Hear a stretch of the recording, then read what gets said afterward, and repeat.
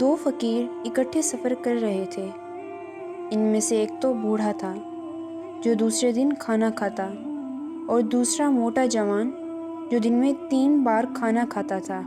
یہ دونوں اتفاق سے کسی شہر میں جاسوسی کے الزام میں پکڑے گئے، اور حاکم کے حکم سے ان کو ایک کوٹری میں بند کر کے دروازوں کو اینٹوں سے بند کر دیا گیا۔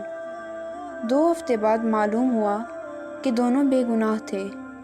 اس پر حاکم نے دروازہ توڑوا دیا، مگر دروازہ کھلنے پر لوگوں کو یہ واقعہ دیکھ کر بڑا تعجب ہوا کہ موٹا جوان تو مرا پڑا تھا اور ضعیف بوڑھا ابھی تک زندہ و سلامت تھا۔